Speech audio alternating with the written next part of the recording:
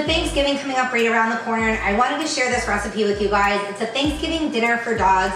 This is a healthy recipe that you can share with your dogs on Thanksgiving Day. It's also a recipe that you might want to work into your homemade dog food repertoire. Of course, just check with your veterinarian if this is something that you're going to feed long term. You want to make sure that you chat with your vet or a canine nutritionist about asking for any supplements or additional ingredients that you'll need to add to make it a balanced meal for your dog. Every dog has unique individual nutritional needs, so while this might be a great recipe for some dogs, it's not going to be balanced for every dog. So just check with your vet if this is something that you want to feed long term and not just as a Thanksgiving Day treat. This Thanksgiving dinner for dogs is a crock pot recipe. You could certainly use leftover Thanksgiving items if you have those on hand.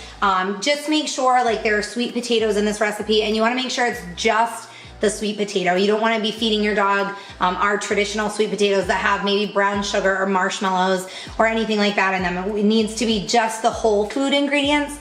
So if you happen to have those whole food ingredients left over already cooked, you could mix them all together and just cook up some of the ingredients that you're missing. For example, there's rice and quinoa in this recipe, and you may not have those as your Thanksgiving leftovers. If you do use turkey, roast turkey, you want to use light white meat only. You don't want to use the dark meat because that's a higher fat content. So in my crock pot, I am going to add 1 cup of water.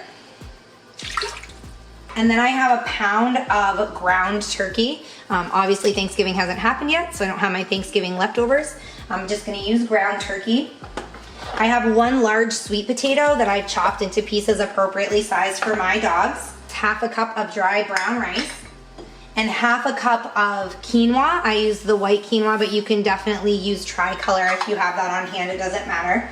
And then I have 3 celery stalks and 3 large carrots that I've chopped in there. And the final ingredient is 2 cups of chicken broth. I use a low sodium organic chicken broth. And I would definitely recommend getting the low sodium option if that's available to you. So I am gonna cook this on low for about 4 hours.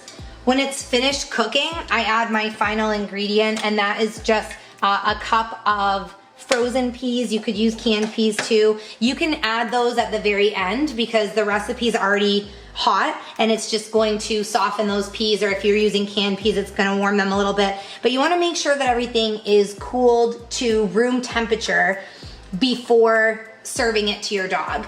So here is this part of the recipe. We're gonna cook it on low for 4 hours, and then I'm gonna add my cup of frozen peas to the end. Give everything a good stir, and once it's cooled, you can serve it to your pet. If you're looking for serving size information or nutritional guidelines, just click the link below this recipe. All of that information is there if you're wondering how much protein, carbs, nutrients are in this recipe. Just click the link below the video. You can get all of that. You can also print the recipe out. As I mentioned, I would definitely take it in if you're gonna be feeding this recipe long term.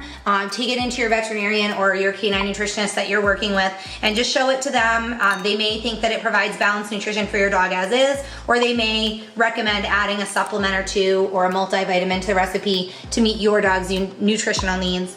If you have any other questions, feel free to email us. Thanks for watching this recipe guide.